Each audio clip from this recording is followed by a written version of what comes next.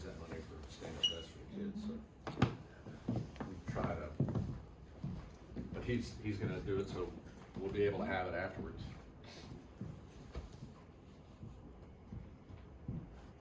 So, we have a little, we're gonna do a little gift to Jeff Yes. first, rather than at the end when everybody's leaving. Highland bag is part of the gift too.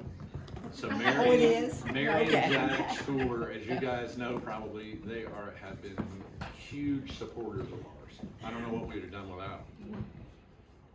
But, So Mary You would have prepared, done just what you're doing. yeah.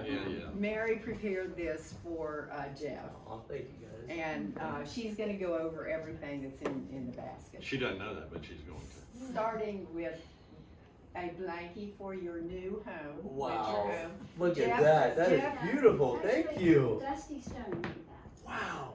This is beautiful. Thank you. Yeah, I will tell you too, I don't know where you are in I don't wanna faith, wear it but right now. It was created because you did have a ministry, and Stephen Summer had a ministry too, for the help of the people. Yeah.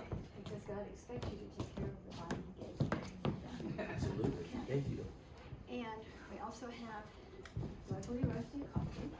Nice. Thank you. organic, He's a coffee drinker. I can vouch for that. Organically from our farm, and maple syrup, and honey, Wow. and soap. You guys are so kind. Brenda Alamon is a local artist, and she does these. Wow. Beautiful. Thank you so much. You guys are so kind. And then the basket is also. Wow. This is so beautiful. Thank you so much. You have something careful. Yeah, I'm gonna put it in here for you. Thank you. Couldn't ask for a better gift. So thank you, Mary, very much. Yeah. Unbelievable. Thank you so much, guys. I love this blanket. Wow. Thank you, guys. Don't leave it. Yeah. It's on me. Yeah. That's awesome. I have that baby wrapped around my neck. Yeah. All right, so I gave a little introduction as to how we found Jeff. Okay. So I'm really intrigued by this. He scanned us, and it's a different point of view and a different way to look at your health, your overall health, because all these things, like everybody knows here, kind of everything matters. So the more you can pick off and move in the right direction, hence positive momentum, right? The more things you can learn and get going in a positive way. You're probably never going to be perfect, but that's the whole idea, is just little baby steps, keep moving along. Summers, do you have anything you want to say before we get started? No. Okay, so Jeff is here. He came in last night. He'll be here tonight. He just decided to go ahead and stay. The property that his family owns down there is kind of closed up for the winter, so he might go down there and see what he can uncover. Check on the mice population. Yeah. But we're really proud to have Jeff come. And how many people that were at Momentum in the Mountains, you remember Andy Nilo that did the Alatura products, right? So Jeff and Andy are really good buddies, it turns out. So Yeah. it's kind of a small world. So we took a couple pictures last night and sent them to Andy. He was like, "Oh, they call him the Lion," because his last name is kind of. Yeah. But anyway, without further ado, welcome. Thank you. Thank you, Steve, for that nice introduction. It's a pleasure to be here.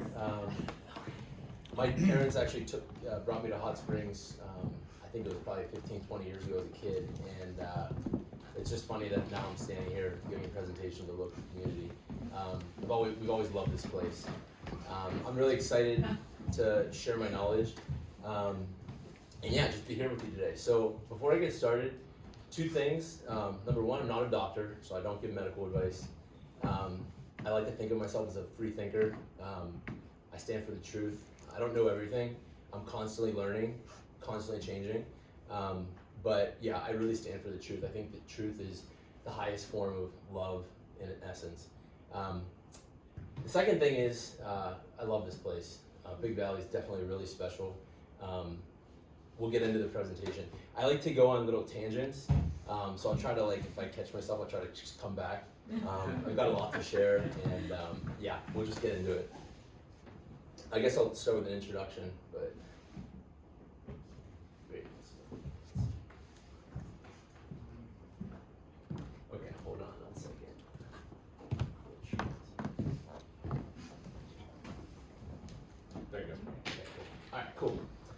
All right, so this is just like a brief agenda we'll be talking about today. I don't like talking a lot about myself, but I'll give a little introduction, my experience. We're going to talk about minerals and metals, why they matter. We're going to talk about the top 11 trends that I'm seeing in test reports with the Oligoscan. This is my father's company. He's been the global distributor for 14 years. I've been testing people for the past 8 years, including myself. So this is an amazing tool that I've really learned a lot from. So we're going to go into some of my knowledge and what I've been finding with the Oligoscan, and then we're going to talk about solutions.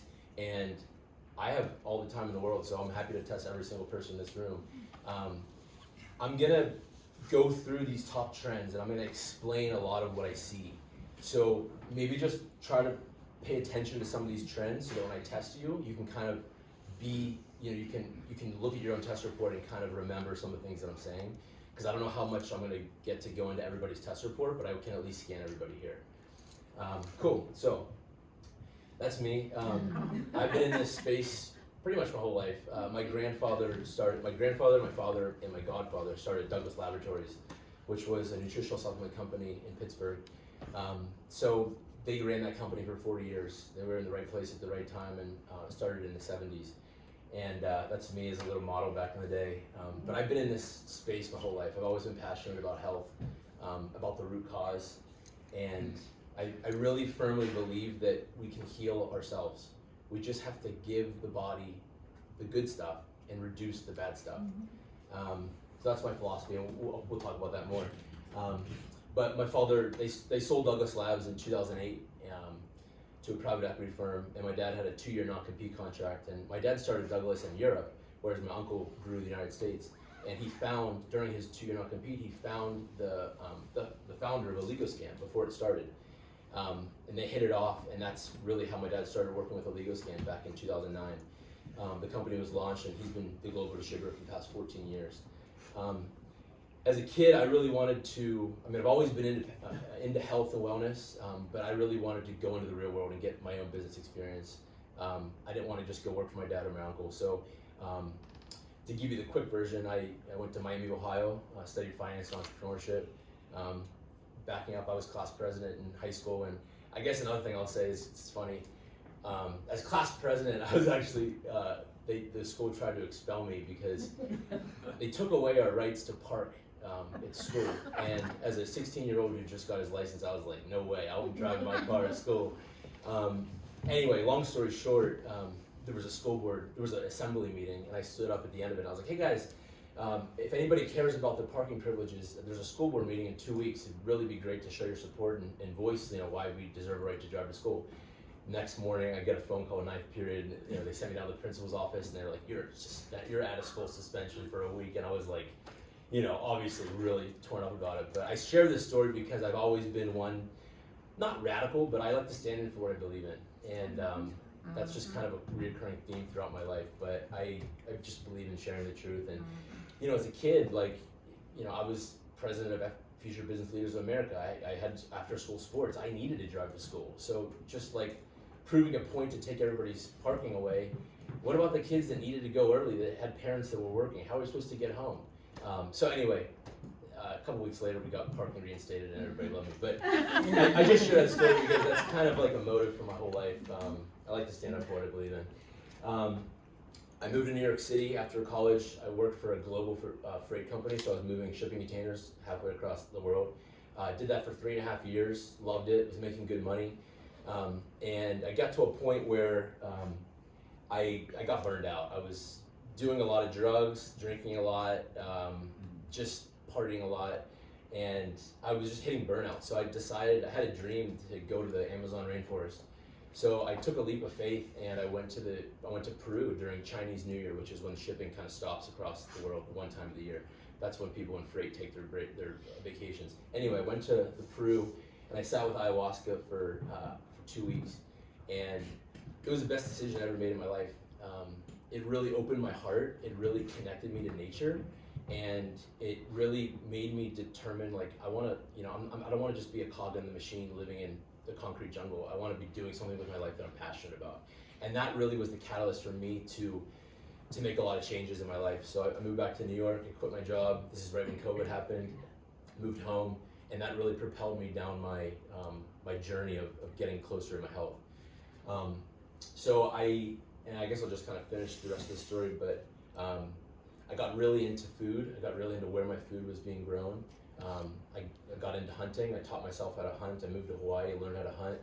Then I got really close to ranchers and farmers and the whole holistic route. And then I started testing people with this device. And after 3,000 test reports in the past 8 years, I've seen a lot of patterns, but I've seen a lot of correlations between health, what we're eating, what we're putting in our bodies, and the test reports, which we'll get into. So that's a little background history about me.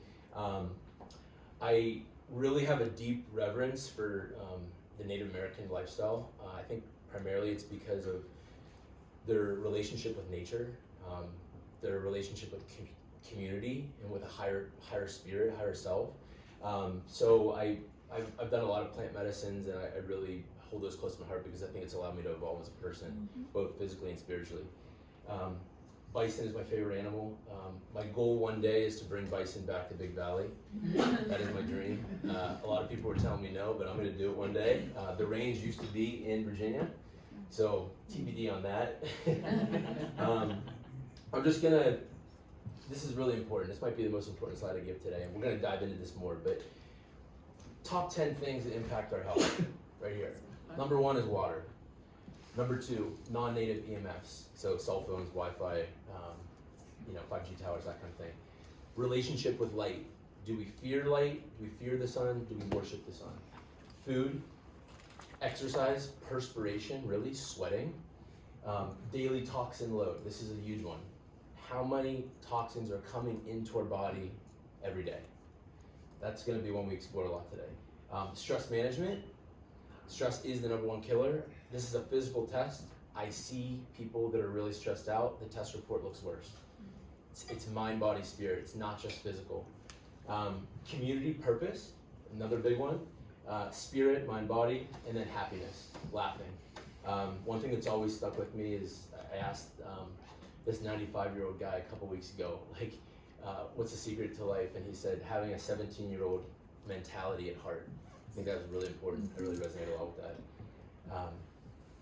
This is just a really great prayer, just really quick. God, grant me the serenity to accept the things I cannot change, the courage to change the things I can, and the wisdom to know the difference. Another thing I wanted to say is that don't let anything I say today instill fear, because fear is not what we want. We can't live in fear. I've been down that road too long, and it doesn't get us anywhere.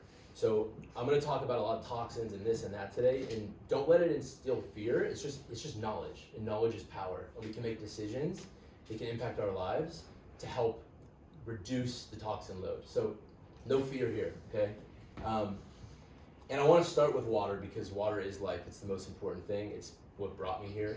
My grandfather's first job was, before Douglas, was actually selling spring water. I think it's really ironic that I'm so obsessed with water, and that was my grandfather's, who's no longer here. That was his first job, so it kind of comes full circle. But this quote's really great. Only when the last tree has died and the last river being poisoned and the last fish been caught will we realize we can't eat money. It's all about water. And the great thing about Big Valley is you guys have some of the best water in the country. Really. I mean, I've done a lot of research since I was 16 about where in the United States still has untouched clean water, and Big Valley is high on that list. Probably because the mountains, lack of industry, and the amount of springs that are just so abundant here. This is not Big Valley. This is what most Americans have to deal with in terms of drinking water. You can see this website, EWG, is really good. Tells you what's in a lot of the municipal water. This is Plano, Texas. So a lot of big cities, you see this number up here, 19, super high, lots of toxins. This is Monterey. Yeah, well, yeah. That laser doesn't show right. Let's just try this one. This is Monterey. So 6, really good. If we break this down, 4 of these are directly related to chlorine, which is used in municipal water treatment. So they're halogens. We're going to talk about chlorine. It's really not good. But the rest of these, radium's found naturally here. And then the last one is nitrates, so fertilizer, septic, runoff, that kind of deal. but overall, really good. So if you can just put if you're on municipal water, if you can just put any kind of KDF filter on your water, you're doing a lot better than most of America. But there's so many springs here that you can just go fill up springs if you can. That's the key. Atrazine's really bad. It's turning frogs, it's changing their genders. It's really prevalent. You'll notice that all these maps that I show you, Big Valley is pretty clear. So atrazine is one thing we got to worry about. I'm just going to use this. Okay. Glyphosate's another big one. It's a huge one. I mean, this area, the middle of the country, is really, really contaminated. But you can see also the mountains. It's not so bad where we are. Yeah, the mountains really protect Big Valley. Obviously, there's going to be local people that use it, but by and large, it's pretty good in terms of contaminated groundwater. Forever chemicals, another really bad one. Again, pretty clean. Just real quick, one of the most important things you can do is the cookware that you're using. You don't want to use nonstick cookware. It's really bad. There's a lot I can share with you. I didn't want to put everything on slides. I like to usually just talk, but the nonstick cookware, like as it gets scratched, there's like a 90,000% increase in PFAs every time that the scratch is used, that pan's used in cookware. So really the best ones are stainless steel. Some ceramic are really good. I personally like stainless steel the best. Ceramic, there's like Livingstone ones which are good, but really want to try to transition away from aluminum or the nonstick Teflon. Really, really bad. Yes? We use cast iron a lot. Cast iron is good. Yeah, you just want to be cognizant. Maybe not the best like every single time, but that's pretty old school. So I think that's a lot better than a lot of the other ones. Find a Spring. This is one of my favorite websites ever. I've traveled all across the country.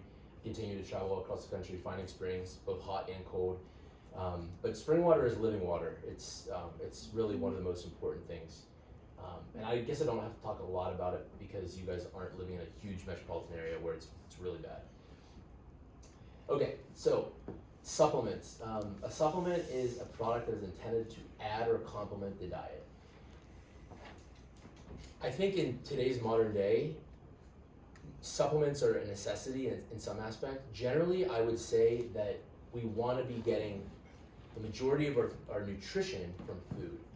The problem is our soil has been monocropped so many times since the 60s and 70s that a lot of the minerals in the food are not there because the soil has been so used over. And plants basically absorb what's in the soil. And if there's no minerals in the soil, then the plants that we're eating and the fruits that we're eating don't have as much nutrition. So do you need to take supplements? I mean, generally I would say try to get everything from your food. But in today's day and age, it's just our food does not have as much minerals as it did. It might be different here because the soil has not been monocropped as much as somewhere like Kansas or the Midwest. But generally, I tell people try not to rely on supplements. There should be, back to that definition, to add or complement the diet. We really want to be getting our nutrition from our food. But I still think living in year 2025, supplements help us fill the gaps, and we'll talk more about that. Another big problem is the use of phosphate fertilizer. So phosphate fertilizer is contaminated with cadmium. So when if a big agriculture farmer is using phosphate fertilizer, it likely has cadmium. The plants are absorbing what's in the soil. So that's another big one. I see a lot of high cadmium in vegans particularly because they're eating so much fruits and vegetables and they're getting a lot of that cadmium. We'll talk about cadmium. It's probably the second most high heavy metal that I see in young people. And cadmium you don't want, it's carcinogenic, and it affects the zinc, which is a major important mineral we'll talk about. This is, in my opinion, a supplement, nature supplement. It's beef liver. I mean, it's funny because I scan a lot of people, and I'll scan people, say, the one thing you need for zinc, copper, B vitamin, B6, 9, 12, and A, one food, what would it be? You're like, I don't know. Liver. It's liver. This is nature's multivitamin. I'm kind of extreme, but I like to eat the heart, the spleen, the testicles, the kidneys. That's from a deer that I hunted 2 years ago. But this is nature's multivitamin. Other whole food supplements, natural. You cook them or raw? It's a good question. Depends on where I got it. If I hunted it, if it was a deer from Big Valley where I know like it's not eating tons of glyphosate, I don't cook it, I eat it raw. If you get it from a good quality farm, ranch, like this. We eat ours raw. Yeah. When you cook it, you lose a lot of bioavailability. Yeah. That's just the truth. So I don't love to cook it. For some people, like maybe if you just sear it for like 5 seconds in tallow or butter real quick just for taste and then salt it, you're still getting a lot of this stuff, but I like raw is the best. You just don't want to eat raw liver from a sick cow. Yeah. Okay? You don't want to go to Costco and buy liver and eat it raw. No, that's not good. That's a factory farm cow. You want to go to your local neighbor and you eat his stuff raw. How That's- about freeze-dried? Okay, so good question. I don't know if you've heard of Liver King. Heard of Liver King? He's got a big ego, but his company, Ancestral Supplements, they were the first ones to basically sell beef liver in a capsule. So I was at a party in Austin, Texas 2 years ago, and his right-hand man who helped him start that company was there. And I said, what's the deal with these liver supplements? Are they the real deal? He said it's like the equivalent of eating a capsule full of protein. Anytime you try to put a living food in a supplement, you're gonna lose bioavailability. So is it better than nothing? Maybe. Personally, I just try to eat the real thing. There's nothing like, Freeze-dryer, that you can do chips and things like that. I think that's probably better. Yeah, I think that's probably good. Yeah.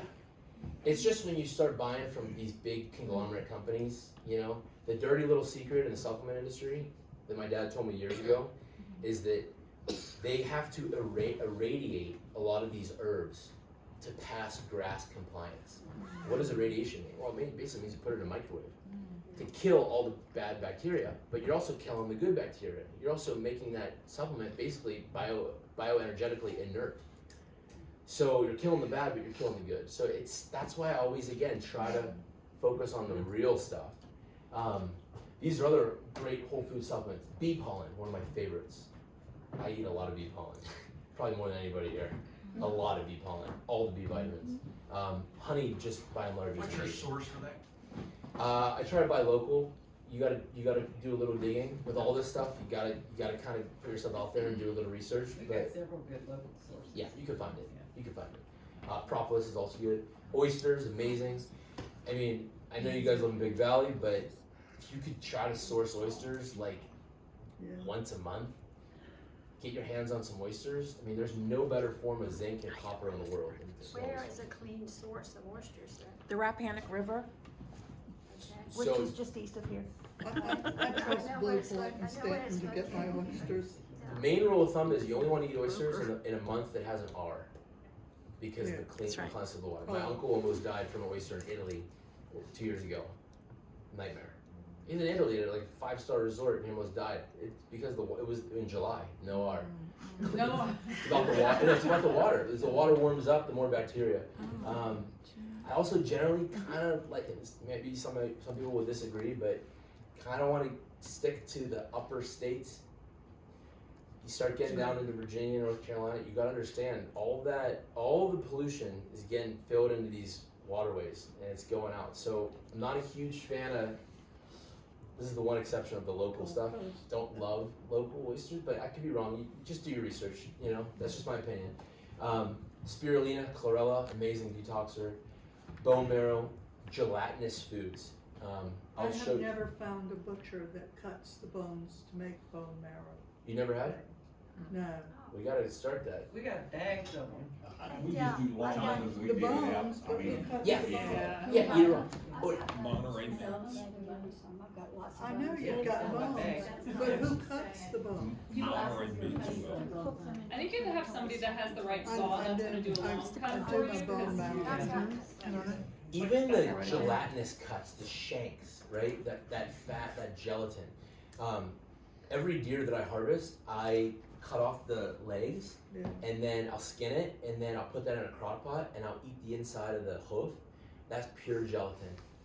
That stuff is so healthy. I really think that the majority of people, like you ask somebody like, do you eat meat? It's like yes or no. Okay. Do you eat muscle meat? Okay. But the third part of it's 1/3 muscle meat, it's 1/3 organ meats. The other third is the gelatin, the collagen. It's really important, and Dr. Mercola shouted me out at it at one of his speeches. I'll show you that later. Grapefruits, fruits are really good. So these are whole foods, okay? All right, this is kind of like my world. This is kind of what I consider myself more of like a researcher. I'm constantly trying to connect the dots, and these are the elements, okay? So we're gonna be talking a lot about these, and all these elements are related, and it really comes down to the proximity, sometimes the proximity of where they are. So like aluminum and silica right next to one another, copper, zinc right next to one another, cobalt, nickel right next to one another. Aluminum will actually affect all of these minerals right here. Then we have the halogens over here, fluoride, chlorine, bromide, iodine. So I'll reference this a lot today. But all these elements have relationships with one another, okay? So to keep it simple, heavy metals block the absorption of minerals in the body, okay? We need minerals, we need elements, right? Elements are what basically make us up, right? We need minerals, we don't want the heavy metals, okay? Metals will block the absorption of minerals. So that's kind of how they're related. And we'll talk about that a lot more. I'm gonna go through this kind of quick, but like, why do we need magnesium, right? It's one of the most important minerals. It's involved in many biological functions because it's an activator of enzyme metabolism, okay? Our magnesium levels, by and large, are under attack right now, primarily because of our phones and our computers. In Dr. Mercola's book, EMF, the more radiation we're around, it increases our magnesium burn rate. So our bodies are basically using up all this magnesium because of the stress from not only radiation, but stress in our daily lives. We're also just not getting enough magnesium in our diets. Again, back to my soil point. Silica, really important for hair, skin, and nails, especially for collagen. Silica used to be in our water, probably still isn't in water here, but in most Americans' water, it's no longer there. Potassium, super important for muscle function, nerve function, blood pressure, bone health. Zinc is one of the most important minerals. It's a cofactor for more than 200 enzymatic reactions in the body.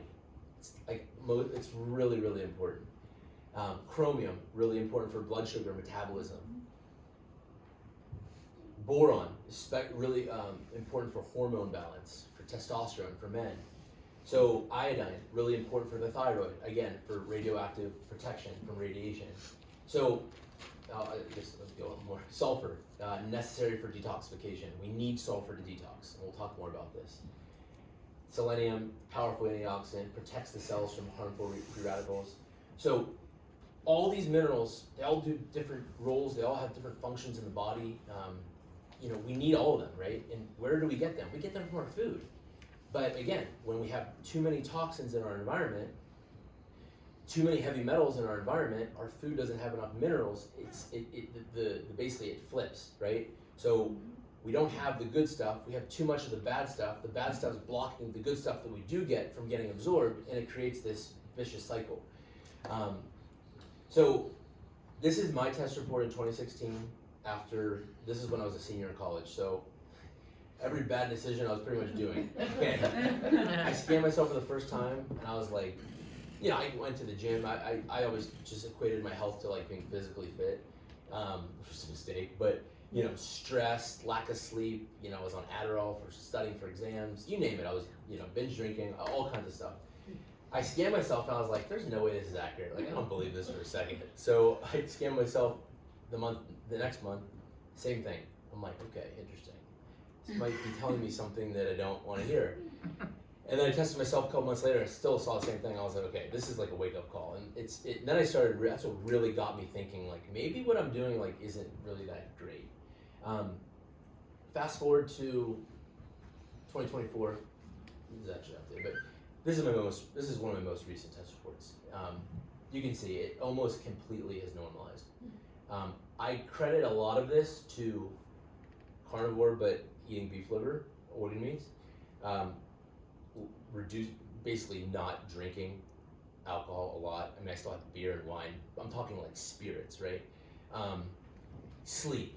All the things that I talk about today, I pretty much practice what I preach by and large, and it's about the lifestyle. It's not just one thing that moved the needle, it's the whole lifestyle. It's all the things that I stopped doing that were bad for my health and started doing good things that actually impacted my health. And we'll talk about that. But I like to show this to people because it's possible. We just have to address the things that are basically depleting us. Yeah. So we'll talk about. I mean, you can just see, like, I was carrying a lot of weight, just wasn't happy, and I totally changed my life and everything. So, come a long way.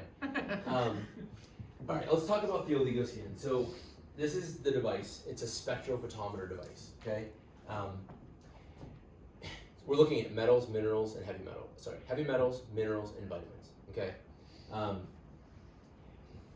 This is not a bioenergetic device, so it's not like it's not like quantum. This is light. So every mineral and metal is an element. Every element has a different color. So and that color is determined by its atomic emission spectrum. Okay, and this is what gives the color to the naked eye. So what we're doing is we're shining this light spectrum, 4 millimeters in the dermis in the hand, and we're measuring how much light is being reflected and absorbed back, to give us an idea if a mineral is deficient or if a metal is accumulated, if it's toxic, if it's too much in the tissue, okay? So that's kind of what we're looking at. We measure the hand because the hand is a major excretion point. Hand, foot, underarm, scalp, 4 major excretion points. We also use the hand because the tone, the pigment is the same across all races and ethnicities. You can do the bottom of the foot. I've done experiments, 95% the same. Generally, the foot is a little bit more calloused and dirty, so that's why we use the hand.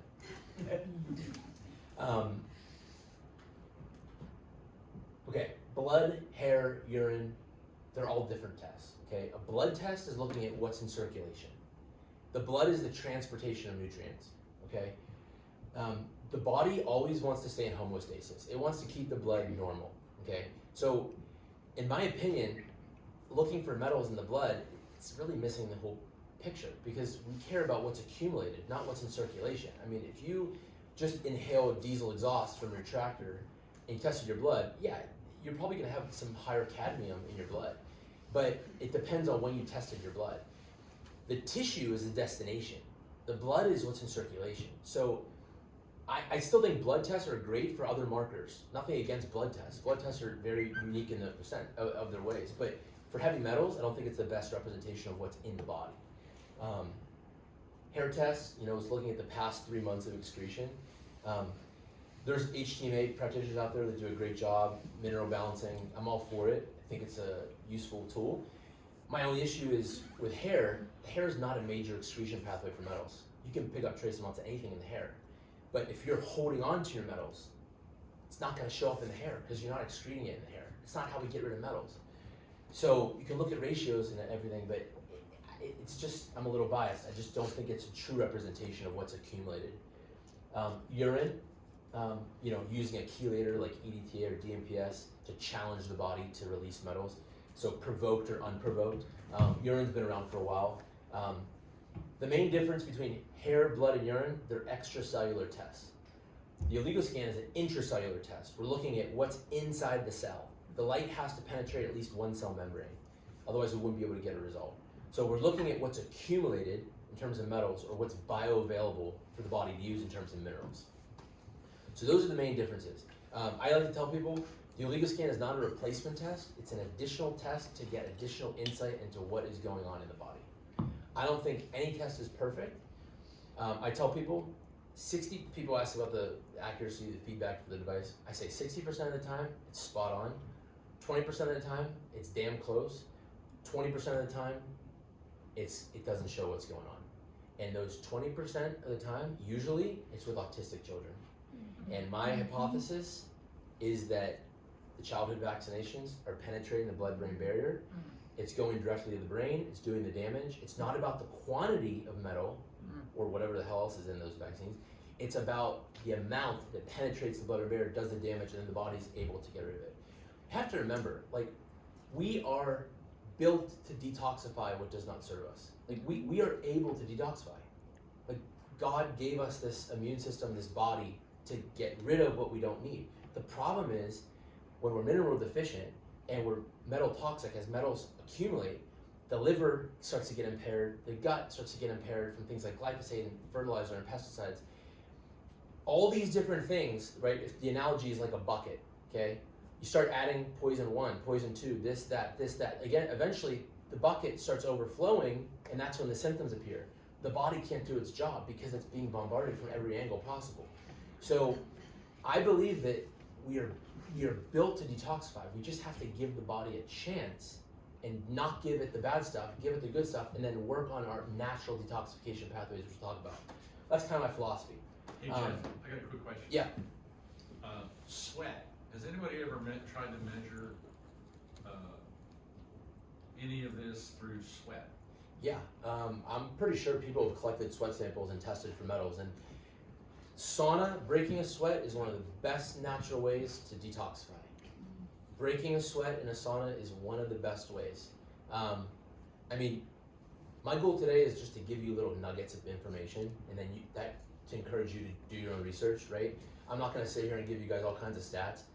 That's your job. I'm just the channel giving you guys the nuggets. But sauna is one of the best ways. Yes, we got to break a sweat, and we'll get into that, how I see that in a second. This is what we're looking at. So as we test you guys later on, this is the mineral report. Okay, so these are the minerals. Okay, the left side is going to be deficiency. The right side is going to be excess. Okay, the way these minerals are listed here. Okay, we want to see a green DNA spiral looking pattern. Okay, that signifies balance. We don't want all the minerals on the left. We don't want all the minerals on the right. We want there to be this DNA helix looking balanced pattern. We're looking for balance. That's the key. We're looking for balance. We want equal amount on the left and equal amount on the right. Okay. Yellow is good. So green is going to be within 1 standard deviation from the normal. Yellow is going to be 2 standard deviations from the normal. Red is going to be 3 standard deviations from the normal. So we really want to look for the reds, then the yellows, then the greens, right? Again, deficiency, excess. Okay. These are the metals. So we generally want to be below this dark line here on the left-hand side. Okay. Anything that starts creeping up here on the right, you know, the yellow is going to be 2 standard deviations. We want to generally avoid, and then the red is going to be severe toxicity. Okay. So we want to be below this line on the left. I've never seen anybody with all greens. Yeah. How like sensitive is it if, say, you drink last night or? Good question. Yeah. It's not going to make a big difference. Alcohol is the root of all evil, in my opinion. Spirits. I love a good IPA. I love wine, but in moderation. Yeah. Like when you start going over 4, 3, that's when problems. And liquor is really not good for the liver. It's just not good for the liver. I mean, I'll say it 100 times. It's just not good for the liver. But sugar diet, generally, it's not going to affect the Oligoscan that much. This is an intracellular test, and that's why I really recommend you only need to get tested like once to get a baseline, and then depending on how deficient or toxic, using that information to make lifestyle changes and then get retested. I usually say give it at least a month before you get retested. Otherwise, you're wasting your time and money. Give it time. You got to give the body time to change. I test myself every week because I'm the guinea pig. I'm taking a million things, trying to figure out what works so I can pass that down to people like you. And I'll tell you right now, it does not change much. It does not change much week to week. Now I have found a couple tricks that I'll share in a second. Things that actually do move the needle rather quickly in terms of minerals, which I'll share. Overall intoxication. This is just giving us a general idea of how many metals are high, right? So this guy's got high mercury, so his overall intoxication is high because he's got a red high. Blockage suspicion of heavy metals due to sulfur conjugation. This is looking at the sulfur in relationship to the rest of the minerals, okay? We need sulfur to detox. If you want to get some sulfur, best way is drive 30 minutes down to Warm Springs and soak. I fill that water up, I drink it every time I go down there. Some people say I'm crazy, but I like the sulfur. Would you suggest to soak once a week? How often? Because we live right next to it. I mean, if I lived there, I'd be soaking every day. Again, I can't give medical advice, but sulfur is absolutely imperative for detoxification. If you don't have sulfur, you can't detox. Now, where do we get sulfur? Milk, meat, eggs, horseradish, we have a lot of sulfur. What I've seen in my research is that a lot of people have low sulfur, and I think it has to do with the trans-sulfurication pathways. The reality, I think, is we're just all getting exposed to a lot of toxins, and I think that that's impacting our body's ability to detox because we don't have enough sulfur. A little trick you can also do for, well, that's actually for phosphorus, is a pinch of baking soda, aluminum-free baking soda in your water can be really good to help with phosphorus. That's a little trick. Baking soda in your drinking water in between meals. Okay, real quick, I'll go through this. The ratios are just looking at some of the minerals, right? So like calcium, magnesium, sodium, potassium. It's just looking at the raw data. I generally like to focus on the minerals and the metals. These are the vitamins. Ideally, you want to be up here in the green zone. I usually tell people, like if there was an invisible line here, you want to be kind of like on the right-hand side of that. Anything creeping down here is low, right? So low vitamin D. Now, vitamin D is really interesting. We're gonna talk more about that actually in a second. This is really important. I'm gonna share with Steve a PowerPoint as well as this questionnaire with everybody, so you can reference it. I generally don't like to look at people's test report unless they provide me with a questionnaire. I generally, when I look at somebody's test report, I do not like saying, you need to take this, you need to take that, you need to take that, you need to take this. I like to ask questions. I like to listen. My first question is, why are you getting the test report? What major health issues do you have? Instead of me telling you what you need, what's going on in your life? What are you struggling with? And then I try to correlate all these questions with your test report. That to me is way more valuable than just telling you take this, take that, take that. I gotta understand the root cause. I gotta understand why we're deficient, why we're toxic. So this questionnaire is really good. I mean, I made this, I'm always updating it, but what are you eating? What are you drinking? How much are you sweating? Alcohol, smoking, where do you live? Medications, vaccinations, dental work, do you use antiperspirant deodorant? Do you sleep with your Wi-Fi on? All kinds of different questions. That helps me understand the test report better. Okay, so I do a lot of trade shows. That's primarily why I've tested so many people, but yeah, I've scanned over 3,000 people past 8 years. It's been fun, it's been interesting. I don't see a lot of perfect test reports, but I scanned this lady in Vegas a couple years ago and saw this perfect test report. Now, before I tested her, kid you not, I had a feeling she was gonna be pretty good. The way she carried herself. I could sense no stress. I asked her what she did. She's an NLP practitioner. She's a therapist. Perfect test. I don't see a lot of these, but hers was perfect. And this is just a reminder of how important the emotional and the mindset is, right? Stress manifests into the physical, in my opinion. So we're looking at the physical, but you gotta consider stress and what's going on emotionally and mentally. Again, this is what we want to see, right? That DNA helix looking pattern. Look how beautiful it looks. It's balanced. It looks in perfect balance, right? Two quick things. Keep this in mind when you're looking at your report later. These magnesium, phosphorus, and silica, these are always going to trend on the left, okay? That's okay. The goal is not to get them on the right. They're going to trend on this left. That's okay, okay? Germanium, selenium, and sulfur, these are going to trend on the right. The goal is not to get them on the left. Okay, so just keep that in mind. We want to see this pattern, okay? You always want the zinc to be twice as high to copper. You want the sodium potassium to kind of be a little closer than this. Maybe just the one exception of perfect, but by and large, if I see this, keep doing what you're doing. You're doing great. These are her metals. So, she's 52.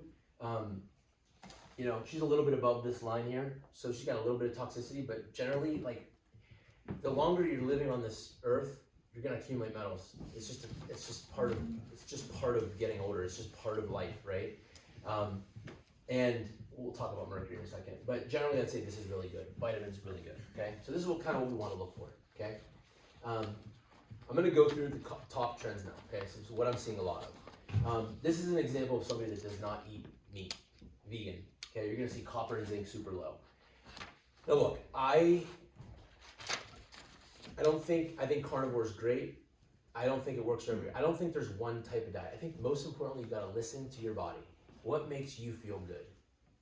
There's no right diet for everybody. You gotta do what makes you feel great. But generally when I test vegans and they're not eating meat, it's not balanced, right? You're eliminating a major food group.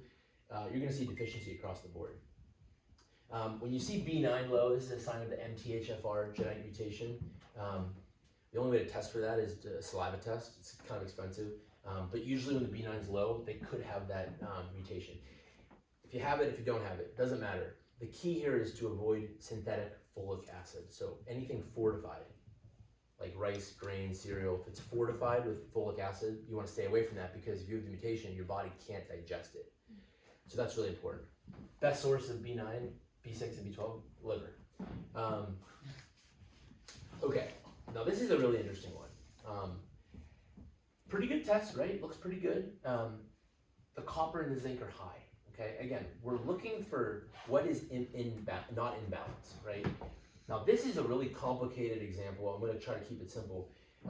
What this is showing is that the copper is elevated and the zinc is even higher. Now this is what we call a copper toxicity and a zinc blockade, okay? What this is showing us is that the copper is elevated and the zinc is even higher, but it's the copper that's displacing the zinc to the peripheral tissue. It's not that this person has too much zinc. It's that the zinc is basically being pushed outside the cell from the copper because the copper is high. Now, what causes this? Okay, a couple of different things can be caused. One is cryptopyloria. It's discovered by Carl Pfeiffer in the 70s. It's a genetic mutation, and it forces the body, it's a pyrrole disorder, forces the body to excrete excess amounts of zinc, B6, and manganese. When the body's excreting all the zinc, the copper accumulates. There's nothing to chelate the copper, because zinc and copper are antagonist synergist relationships. So it could be that. Number two, it could be an estrogen imbalance. So birth control, xenoestrogens, plastic exposure. Really want to try to avoid plastics as best as you can. Number three is biliary tree blockage. So anytime I see this, I go right to the liver. The liver is likely blocked. The liver is arguably one of the most important organs in the body. There's not enough attention on the liver. I don't even know if doctors even address the liver. Like, they usually want to cut people's gallbladder and liver out. It's like, you never want to cut anything out. Like, no, just keep it there. Like, address the root cause. But what this shows me is that the liver is congested. And, you know, when you take birth control for several years, you have a lot of xenoestrogens in your diet or BPA plastics in your environment, it basically causes this biliary tree blockage in your liver. Your bile ducts become clogged, and they have these gallstones. And when the liver's blocked, the body can't do its job. Most of the times, from my experience, colitis, gastrointestinal problems, you know, it's a stomach issue. It's actually a downstream effect from the liver being blocked. Yeah. What do you think about coffee animals? I love them. Yeah. If you can do them. Yeah. I try to Everybody do hear them. Coffee enemas. Yeah. I'm a big fan if you're willing to do it. You know, people get freaked out about it. It's like, you know, I do. it's really not a big deal. You just have to get past the social norms. Well, talk about why that's good. So you basically are putting coffee up rectally, right? So you get an enema bag. You know, enemas have been around for a while. It's not like new science. I mean, they've been around for a while. I usually get organic coffee. I make 2 double shots, good water, put it in the enema bag with lukewarm water. So you want the room temperature water. And then, yeah, you basically lay on the ground, put the tube up, and you let the water basically go up your rectum. Coffee basically stimulates the liver. So it stimulates the glutathione production in our liver. And even besides that, it's an amazing colon cleanse. It cleans your small intestine, large intestine, your colon out. So if you're backed up, it's really great. I'm going to talk more about that in a second. So that's one thing I see a lot. Again, we're looking for imbalance. We're trying to identify why this is disturbed. Again, I go to the liver, so we want to support the liver. Really interesting. Tested this kid a couple weeks ago in Austin, Texas. His name was Austin, that was ironic. Pretty good test, right? Really good. So copper's elevated, okay? So little copper toxicity. My spidey sense tells me liver's probably blocked. I asked him, well, what are your major health issues? He says, I'm pretty good. No major health complaints, but I do struggle with anxiety and depression my whole life.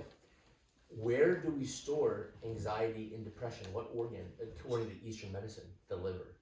So, and another thing is when the sulfur is elevated, Usually people have low sulfur, that means that they don't have enough sulfur to detox, their body's using a lot of sulfur.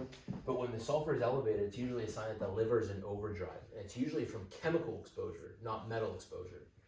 So I'm thinking that his liver is most likely backed up. He needs to address the liver. I just got a text from him. I told him this 4 weeks ago. I told him to do the liver flush, which I'm going to show you in a second. He texted me, I can read it to you at the end, but he texted me, he's like, I did the liver flush, and I have to say it was really amazing. I've never felt more energy in my life. Liver flush is $40, $50 maybe. Do it yourself. Compare that to any other expensive modality. I mean, it's do it yourself. So I'm going to show you pictures from my own liver flush in a Is there any second. drawbacks to that? The liver flush? Not really, as long as you do it properly. Basically what the liver flush is you take malic acid to help open the bile ducts up. That's where these stones get lodged. Basically the lodged stones are gonna decrease bile secretion, right? We need bile to digest the foods. So you're basically taking malic acid to open up the bile ducts. You're gonna eat pretty clean diet. You're just gonna take malic acid for 5 days. On the day of the flush, you're basically gonna eat a light breakfast, like fruit. You're gonna fast from like 12 onwards. And the protocol, and I can send it to you if you want, but basically it's, you take Epsom salt, magnesium, which is gonna be a diuretic, and then you take Epsom salt 4 times, and then right before you go to bed, you're gonna take like six ounces of grapefruit juice, freshly squeezed, and you're gonna take 4 ounces of olive oil. You're gonna shake it up, and you're gonna drink it, and then you're gonna go to bed. And then you're gonna wake up, and you're gonna do 2 more ounces of magnesium. And what it's doing is you're abstaining from fat for all day. Then, so you're fasting, you're abstaining from fat all day. And then you're taking the malic acid to open the bile ducts, okay? Then you're going on, you're taking the magnesium to clean the colon. Then at night, you take this grapefruit and the olive oil, 4 ounces of olive oil. I mean, you really gotta get it down. You're giving the body all this fat. It makes the liver go, okay, we got to secrete a lot of bile. The duct's already open. The body pushes out all the stones. And then in the morning, you basically just sit on the toilet for an hour. And they come out. I will show you my own results. If you go on YouTube and you type in liver flush, okay, there's a video with the doctors, okay? The whole video, it's like 3 minutes long. They're bashing, this is hocus pocus, this is a fad, this is dangerous, da da da da. You go to the comments. There's 1,500 comments. It's testimonial after testimonial after testimonial. This is the only thing that saved. This is the only thing that helped me. They wanted to remove my liver. They wanted to take out my gallbladder. This is the only thing that worked. I've never had more energy in my life. They wanted to put me on pharmaceutical meds. I mean, just read the testimonials. It's hard not to give it a shot. I mean, in my opinion, it's grapefruit juice and olive oil. I mean, I like to do things that make me feel better naturally. It healed my gallbladder. There you go. Yeah, I I know. did it 15 years ago. Yeah. And every time I would eat any fat peanut butter of any kind, I would blow up like I was 5 months pregnant and roll on the floor in pain. And my gallbladder was horrible. I did quite a few of those, and I can eat any fat I want. I'm telling you guys, I might sound like a crazy guy, but the liver flush is the cheapest, most effective thing I would do if you have any kind of liver issues. I think just generally doing a liver flush is important. I don't think you need to do it once a month. I think twice a year would probably be great. And I think just do it and see how it makes you feel. But thank you for the testimonial. Yeah, there's a lot of them out there. Yeah, Dr. Holda's liver cleanse is what I did. Yeah, amazing stuff. All right, we'll kind of go through this a little more and other stuff. This is somebody that is carrying a lot of weight, extra weight, so about 100 pounds fat. Okay, anytime the body's carrying a lot of weight, it's gonna put stress on the body, right? I would not expect to see balance because the body's imbalanced, right? You're gonna see low chromium. It's related to blood sugar, insulin resistance, metabolic function. High boron. It's not that the person has too much boron. When I see something high, it's usually not that they're like you have too much boron. It's usually high. It's a second stream effect. What's the cause of the boron being high? Well, the cause of the boron being high is the excess amount of fat, which is causing inflammation in the body, and the body's holding on to the extra boron as a defense mechanism for the bad estrogens. you know, this is an example of mercury toxicity from a dental filling. Let's talk about mercury. Okay, so mercury is the most insidious metal in the body. Okay, it's a crime against humanity how they approved it and let people do it. My father has mercury fillings. He struggles with mercury. A lot of people over the age of 50 have mercury. Again, we don't live in fear. Okay, what's done is done. The $1 trillion question truly is how do we get rid of the mercury in the cell? I haven't figured it out yet. I'm close. I'm actually working with a couple clinics that have successfully done it. Andy Cutler protocol is one. That's one method that has worked that I've seen, and everybody's different, right? It's hard to try to tell one person like this is what does the trick because everybody's body is different. Everybody handles toxins differently. Everybody has different stressors. Everybody comes from a different place. Our genetics are all different. So there's oftentimes not one thing that's going to work for everybody. Dr. Boyd Haley discovered OSR, it's called oxidative stress relief. The name is like amaldehyde. It was really successful for coal miners. Coal miners would go down to the mine, they get out, the high mercury, they give them the OSR, and it was able to get rid of the mercury. The problem is, when the mercury's been in the body chronically for 20 years, it gets so deep in the tissue that the OSR can't get it out. So you have to understand that like if you have fillings, there's a likely chance that there's going to be mercury accumulate, especially if they're still in your mouth. I don't necessarily think, it's all perspective, it all depends on where you're at, right? If you've got headaches every morning and your quality of life has significantly decreased, then yeah, I'm going to tell you, you probably should adjust the root cause and look into getting the fillings removed.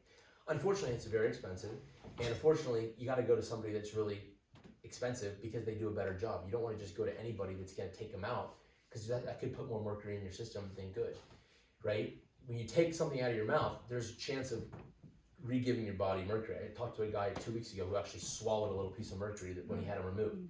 So you got to be careful. If your quality of life is good, I don't necessarily think you need to get them removed. It's just something to think about, okay? I do like zeolite, so like if you do have fillings in your mouth, there's obviously like it's getting in your body nonstop, right? I do like zeolite for that way, right? It's all about the daily dose of toxins. So if you're getting a little bit of mercury every day from the filling, you could take something like zeolite, which is going to bind to that mercury and help the body get rid of it. But the reality is that I do see this a lot in a lot of people. Again, it's nothing to be fearful. It's just acknowledging that it's there, and it might be a correlation for a health complaint. We'll just kind of, lithium can be high. I'm not a big fan of these smartwatches personally. I just don't like any kind of radiation on my skin nonstop. I just don't think it's necessary. I just don't think it's necessary. That's just my opinion. I don't think this lithium battery was leaching into the skin. I thought that once. What's actually more prevalent is the barium. And barium is going to be, this is from root canals. Barium is found in root canals, a lot of dental procedures.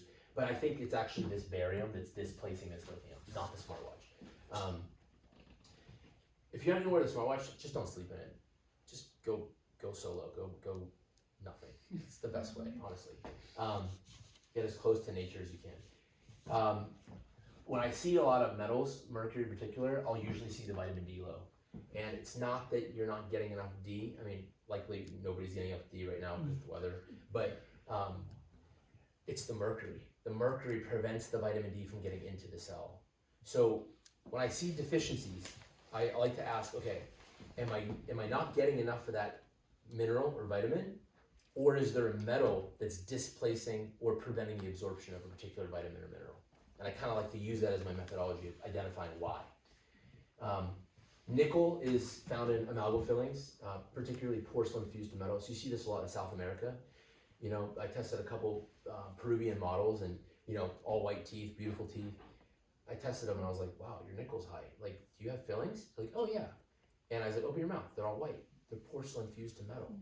There's metal inside the porcelain. And it's usually nickel, not mercury.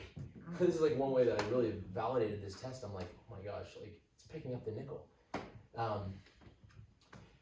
Almost done. So this is a big one I see a lot, low iodine. Iodine is pure, column 17. So fluoride, chlorine, bromide are the three halogens that affect iodine, okay? We don't test for chlorine or bromide, but we do test for fluoride. So I like to kind of look at the fluoride and see if the iodine is low and then assess the chlorine and the bromide. Okay, fluoride is coming from toothpaste. If you're using fluoride toothpaste, throw it out the window or just put it in your trash. Non-fluoride toothpaste, you don't need it. It's my opinion, but you don't need it. Also, municipal water that they're adding fluoride in, so drink your spring water. Chlorine is coming from shower water, municipal water, chlorine, swimming pools. It kind of stinks because like sometimes when you know a lot, I don't swim in chlorine pools anymore. I just don't swim in them. I don't swim in hot tubs. It sucks, but I'm not gonna put myself in a warm body of water with chlorine. My body's absorbing all that. I mean, I tested a lady in Nemacolin Resort 2 months ago, and her iodine was like super low like this. And she told me, oh yeah, I get in a hot tub every night. I developed a rash from the chlorine, and I tested her low in iodine. Well, I'm not surprised because chlorine's a halogen. Halogens block the absorption of iodine. So it's really interesting. But iodine is really important. It's essential for the thyroid. It's essential for hormones. For pregnant women, it can impact the IQ of a newborn by 30 points. 30 points. Iodine deficiency. This is like one of the biggest things out there right now. So yeah, this book, Iodine Crisis, is a really amazing book. Lynn Farrow, she talks all about this. A lot of people think that it's one of the major drivers of breast cancer also. Deficiency? The lack of Yeah, iron. I agree. Now, to play devil's advocate, Dr. McCullough, who's one of my mentors, I learned a lot from him. He put out a podcast a month ago with Alan Christensen, and they talked about how too many people there's a lot of people that have actually excess iodine, and they're getting it from livestock. They're using it to disinfect livestock operations. Frankly, I disagree completely because I see the deficiency all the time. Maybe in some cases, it really depends on the hormones. I think hormones are huge, okay? And I like to look at what minerals could be impacting the hormones. And this goes really deep, so we don't talk about it right now. But by and large, iodine is really important. And you're not really getting, my thing is like, we're not getting enough iodine day to day because a lot of us aren't eating seafood. And it's the overabundance of the halogen exposures that's depleting us of the iodine. That's my big, that's what tells me that most of us are deficient because of all the abundance of the halogens. Now, bromide is usually from seed oils, so brominated vegetable oils. So avoid seed oils at all costs. If there's one takeaway from this lecture, avoid seed oils, really. Coconut oil, butter, even lard, but it depends on what they're feeding the pig. But butter, tallow, ghee, healthy oils, all extra virgin olive Do oil. you think avocado oil is a scam? It just depends. I think that a lot of companies are cutting it. A lot of companies now are slashing profits, or they're looking at the bottom line. So I think you got to be careful. Okay, we'll go on. All right, the big one is aluminum. And we're going to talk about this next, I think. Aluminum. I see this high in everybody, okay? This is a huge one. Top sources, antiperspirant deodorant. Okay, what does antiperspirant mean? It means anti-sweat. Anti-sweat, right? Antiperspirant deodorant. The first ingredient is aluminum. So you're putting anti-sweat aluminum on the underarm. You're putting a metal on the underarm. You're blocking the excretion pathway. So the metals are blocking your lymphatic system. The metals have nowhere to go, or the sweat has nowhere to go. The metals can't get out of the body. I think that's why so many women are getting breast cancer, is the antiperspirant deodorant.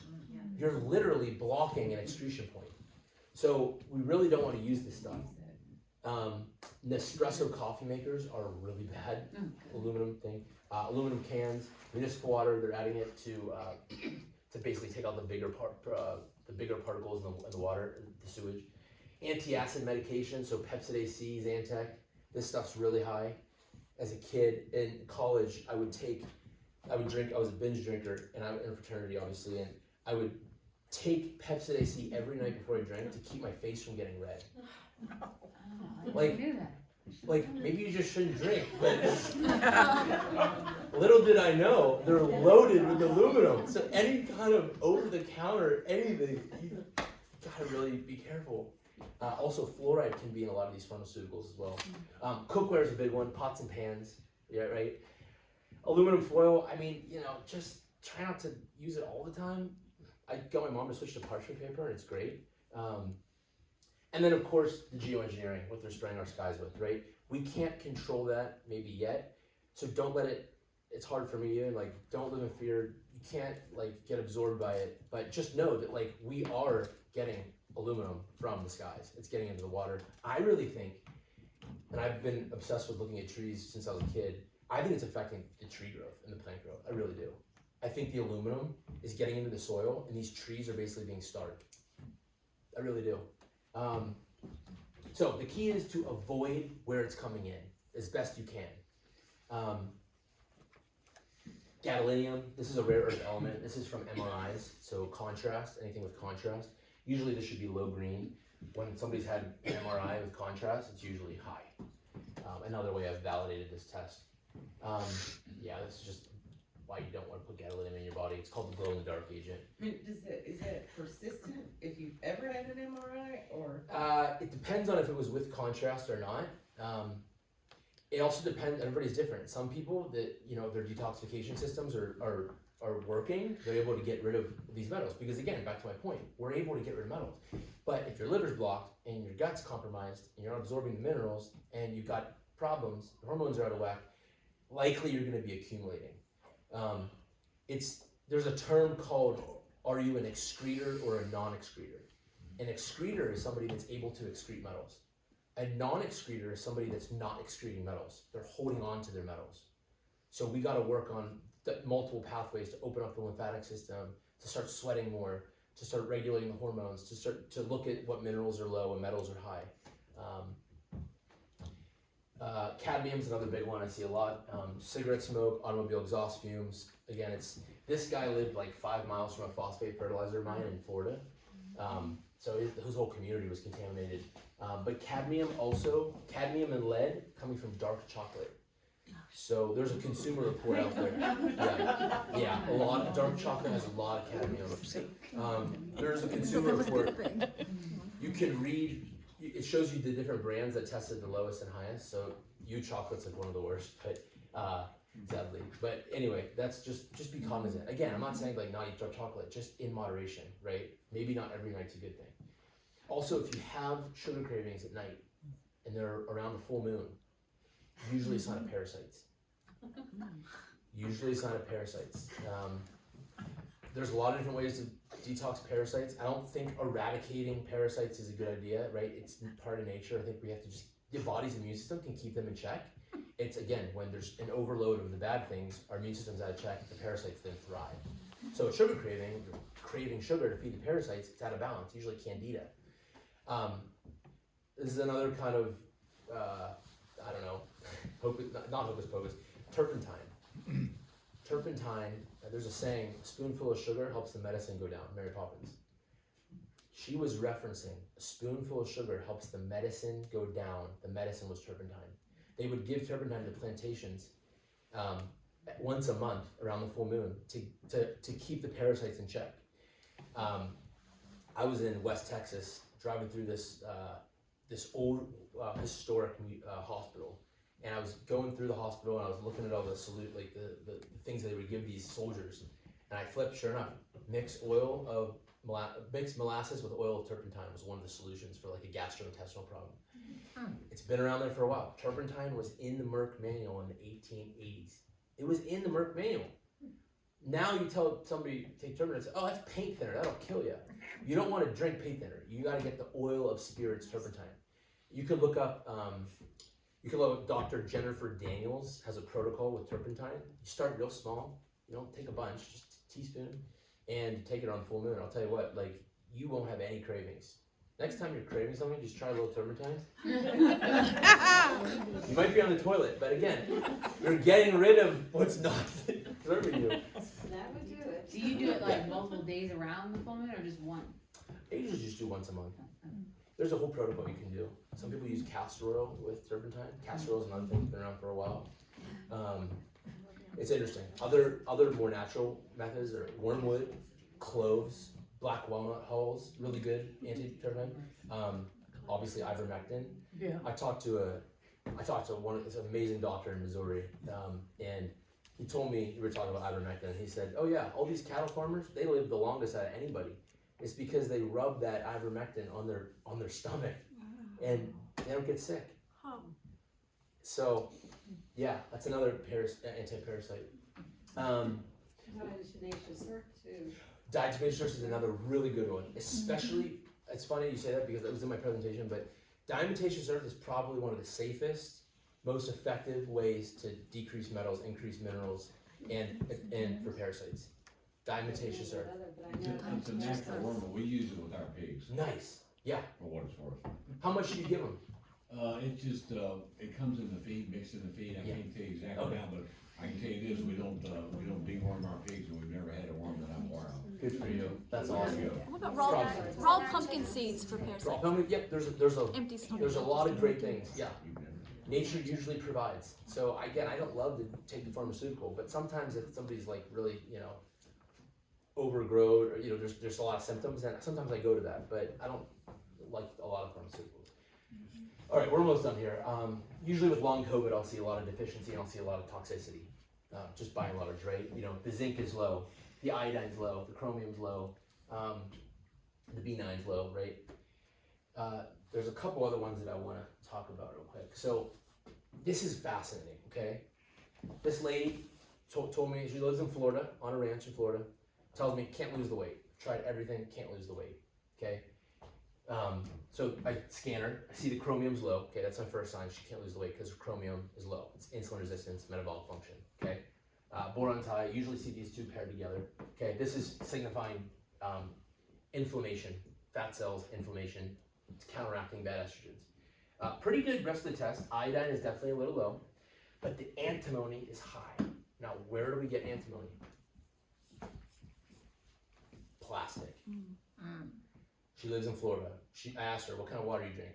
Bottled water, plastic water, every day for 10 years. The heat, the sun, leaches the plastic into the water. Okay, now I still use I'm not perfect. I fill up those 5 gallons. Eventually I want to get to glass, but you drop one of those, you're in trouble. It's about the time that it's in there, right? And it's also about the heat and the sun, right? You don't want to put that stuff in. You're still going to get some microplastics. Plastics are everywhere. It's a real issue. We really ideally want to switch to glass. But microwaving with plastic, big no-no. Big no-no. Heating any kind of plastic, you got to look for plastics because that has BPA in there. And that again is going to cause sluggish liver. But antimony in particular is plastic. It's from plastic. And it's affecting her hormones. She can't lose the weight because she's got antimony toxicity that's disturbing her hormones, her endocrine system. Okay, so I'm almost done. What time? We good? Yep, we're at 12:13, you got 15 minutes. Perfect, okay. So these are the basics. I want to run through this real quick. Yeah. 3 main principles, okay? This is the take-home message. This is what to really absorb, okay? So we gotta really from the time you wake up to the time you go to bed, you gotta just for one day think about everything, all the things that you're putting in your body, you're being exposed to, okay, that you can control. The 3 main principles. Number 1, reduce the toxins coming in. We gotta try to minimize that as best we can. Number 2, we gotta maximize toxins going out, perspiration, sweat, but also internal detox, okay? And then number 3, we gotta provide the building blocks, the minerals, the vitamins, they're the foundation, right? In a perfect world, you wouldn't need to take magnesium and zinc and selenium, right? That's found in food. But back to my analogy, the soil's depleted. We also have an overabundance of chemicals that are fighting for absorption for those minerals. So you kind of do need to fill the gap, in my sense, a little bit.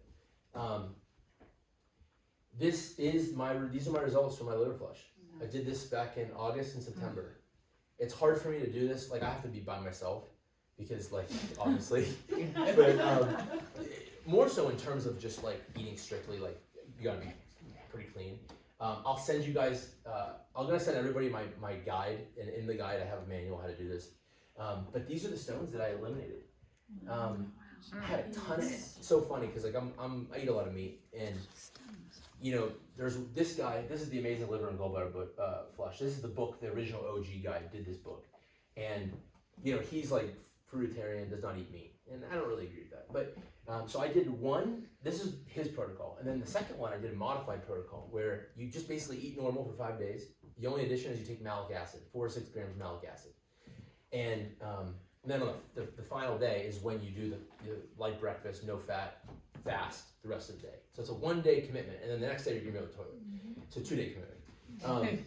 But you know, I'll tell you what, like that, I did this that whole week. I was like, oh, I can't wait to eat a piece of meat. I can't wait to eat a piece of meat. I was so hungry to eat the piece of meat.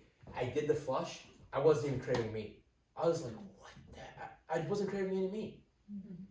I should have like tracked myself and see how long I could push it. But I was feeling so good after that liver flush. I mean, it really, you feel amazing. You feel like you clean your house out. So it's really incredible. But I did have a steak the next day. But anyway, it was about the initial feeling. Okay. Yeah, we talked about diatomaceous earth. Zeolite, I do like zeolite a lot. With, you know, it's like, you gotta live within your means, right? I'm not telling you guys to go out and spend $300 on supplements a month, right? You gotta do what you're able to do, okay?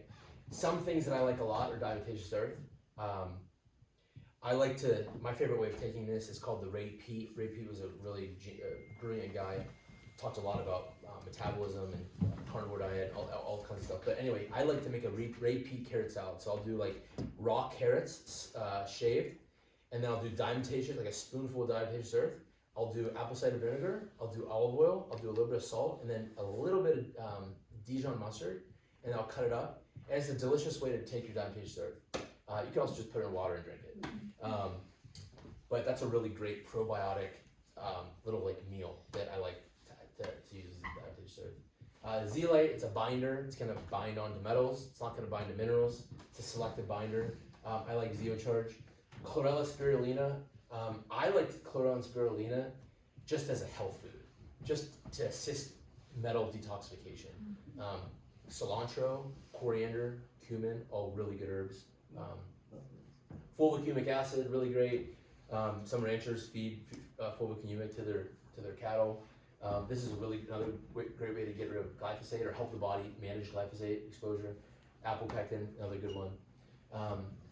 Okay, these are my 3 favorite things that I really have seen the most results with the Oligoscan. Magnesium breakthrough. I've tried a lot of different forms of magnesium. This one works. I like the unflavored one. I don't like any sweetener in it, but I was in Sedona actually with Andy, and he introduced me to this amazing lady that survived Chernobyl. She has a clinic. She was showing me her clinic. I was in there like, wow, this is all amazing stuff. I look at her cabinet. She had magnesium breakthrough. And I was like, I know your stuff because that's the one magnesium that actually works. And she's like, I created it. She formulated it. And she's a survivor of Chernobyl. So I like to listen to people like that, you know. But it's a good one, and it's a good one. I think it's because it has 8 forms. Some people need L-threonate, some people need glycinate, some people need citrate. I think by giving all 8 forms, the body's able to kind of pick and choose what it needs. It comes in a capsule too. It does come in a capsule too, yes. So that's like my go-to supplement is magnesium. Iodine, I'm a big fan. I make my own iodine. I don't recommend it unless you're really looking to buy iodine prills and mix it, and it's a little bit, you know, you don't need a lot of it, but I like to take iodine baths. So just want to make sure you fill up the tub first, then put the iodine in. Don't put it in, then fill it up, still stay in the tub. I throw in some borax. I'll throw in Epsom salt. And you don't need any, I personally don't think you need fancy Epsom salt. Go to like CVS and get like just a USP grade Epsom salt, non-flavored, non-scented. Magnesium, iodine, borax, and then some baking soda. And just soak for 30 minutes. It's a great way to get the lymphatic system moving, to get in that parasympathetic state. You don't need to do it every day. Once a week, once every 2 weeks, once a month. You know, before, after a sauna would be really good. Maybe a different day. Sulfur. There's not many minerals. There's not many supplements that I've seen actually change results quickly. But this magnesium and this sulfur actually really work. And you know, I really would say that taking like this sulfur, this bag will last you a long time. It's MSM. MSM has been around forever. Grandparents swear by MSM. It's sulfur, naturally derived. And you basically take a little bit of this in a glass, put it in hot water, mix it up, and then I basically would add in like hydrogen water and then stir it up and then let it, so it's room temperature, so it's not like scalding hot. And then I do that first thing when I wake up. First thing I do, wake up, sulfur, hydrogen water, drink it, and then you gotta wait like 20, 30 minutes. So maybe go outside, put your feet on the earth, look at the sun, I don't know. You know, that's a great like little like ritual you can do in the morning to really like give your body a good source of sulfur and hydrogen water. But I've seen this sulfur really increase people's sulfur on the Oligoscan. I think sulfur is really important. And I think there's a reason why these healing springs are high in sulfur. It goes hand in hand. Nature is always providing. So yeah, I am a big fan of hydrogen water. Can really help with inflammation. Selective antioxidant. Collagen is, I'm not gonna play this, but he talks about the importance of collagen. Dr. McCullough's, one of his revelations was that like, it's not just muscle meat, it's collagen, it's the gelatinous types of meat that a lot of people just aren't eating. Okay, the last thing I threw, this is my last slide, is... Jeff, I got a quick Yeah. thing on the collagen. Yeah. What's your, obviously, if you can get it from real collagen from an animal, would be optimal. Yeah. What do you think about collagen peptides and stuff that you can, in the powder form? I'm all for it, yeah. That's what I thought it was. Yeah, totally. Any form is better than none. Yeah, absolutely. Yep. Yeah. I noticed all your slides had their blood type. What does the blood type play in? Yeah. So when the founder developed the technology, he noted that each of the blood types have different protein antigens. So we're shining light through the hand, and the blood type, those protein antigens affect the test. So that's why we need to know the blood type. So you need to know, you just need to know A, B, O, or AB. You don't need to know the plus minus, but you need to know the blood type for the test. The cheapest, quickest way to determine your blood type is the Eldon card kit. You just prick your finger, there's just instructions on here, and you basically can determine your blood type. But yeah, the blood type is important. Same with the height, age, weight. These are all the units of calculation that we use the results with to map out basically the reference ranges, where the results sit within the reference range. Or you can give blood. I'm sorry? Give Or blood? you can give blood, the Red Cross. You can give blood, yeah. You I gotta don't know what sometimes- they're doing with that. Don't type it. Don't do names left. You got usually ask if you're going for a blood test though. They usually won't. Like I've had so many people have. Oh, I have my blood type. I have the blood test right here. It's on the test. You have the same. You gotta ask them. It's crazy. Okay, this is my last slide. It's my last slide. I'm gonna just kind of go through some basic, applicable things you can do to change your health radically tomorrow. That's generally free. Okay. Water. We already talked about water. Try to source local spring water. I'm talking as if like you or me. Okay. You know, whole home system, filtration system is great. I don't really think you need it here. You got pretty good water. I would say maybe just get, collect spring water, drink spring water. If you're paranoid about metals and stuff, get a Brita even and just run through the Brita, and that's gonna take out probably a lot of the stuff you don't want. I think the spring water is probably pretty good here. You just want to try to get elevation. That's the key. Avoid the runoff.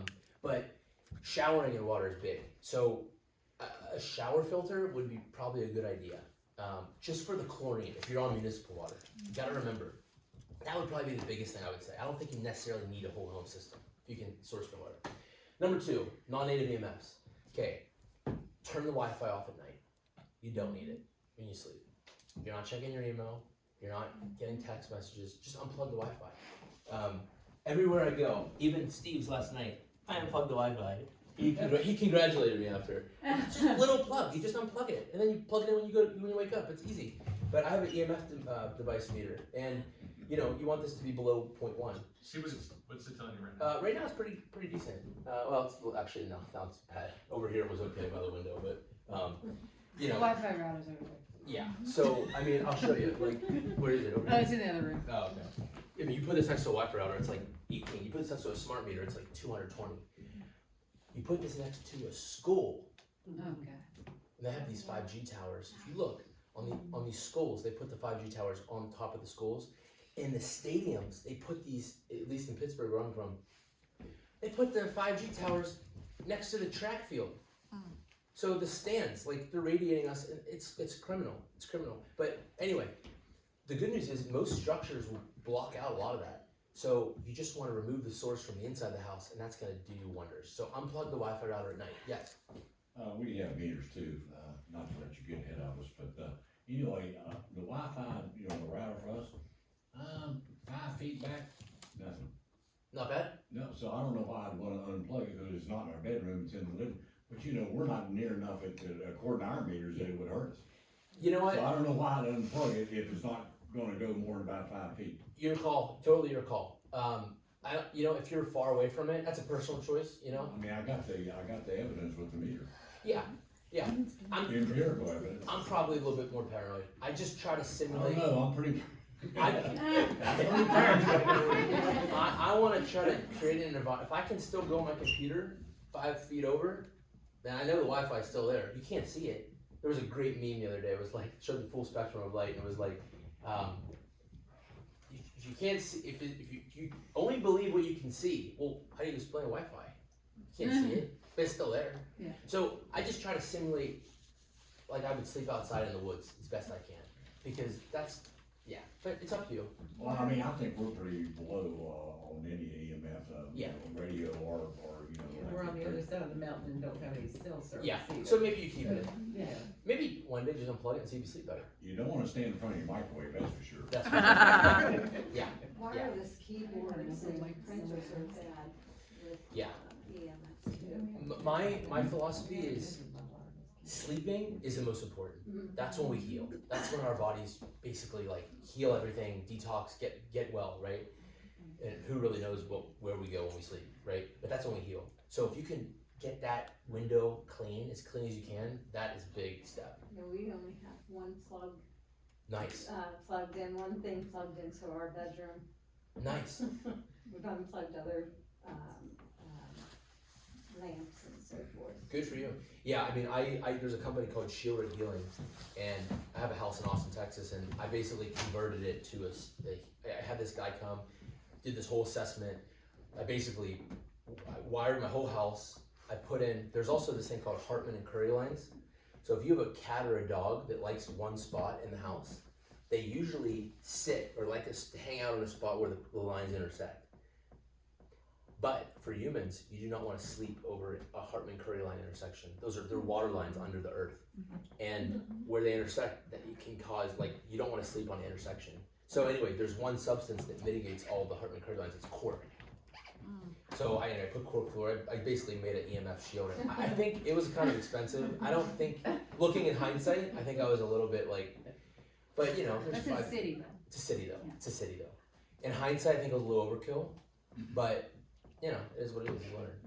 But the Wi-Fi is the one thing you can do. Also, don't sleep next to your phone. Put it in airplane mode, put it in the other room. Yeah. What if you need your phone for work in the middle of the night? If you get calls or something in the middle of the night, what's a good way around that? Yeah, Landline or? nah, I mean, You just put it across the room. you might just have to put it across the room. You can get sleeves to put it in.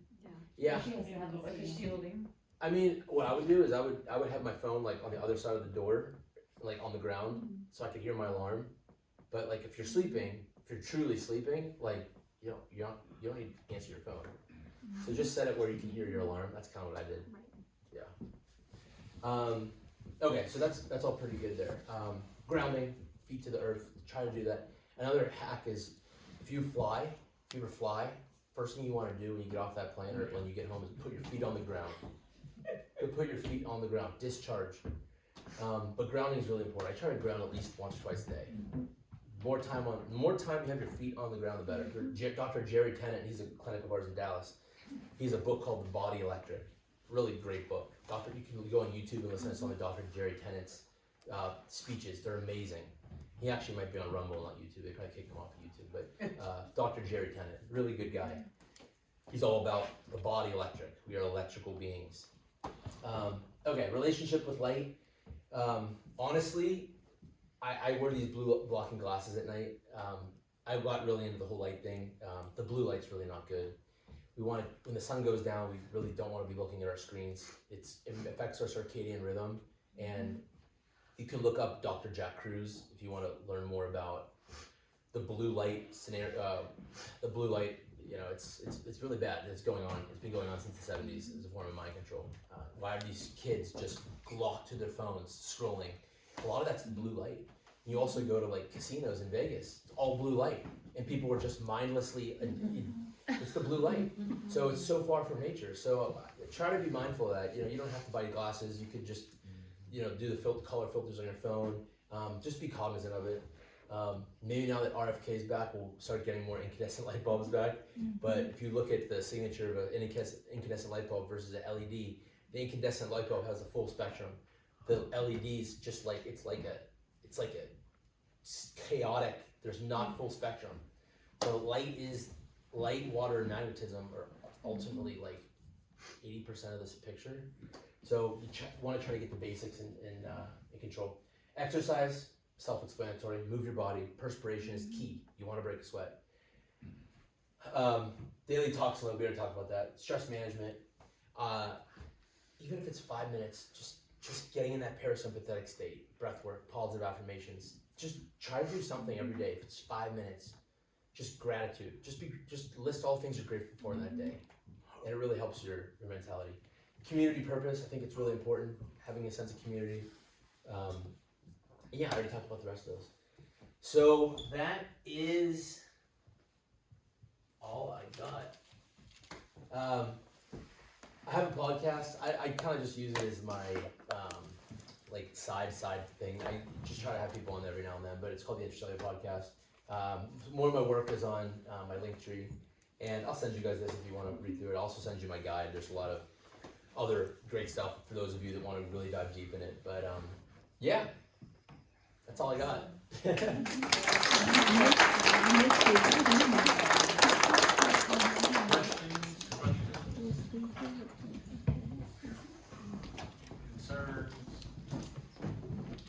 So were you talking to anyone locally about having this scan available here?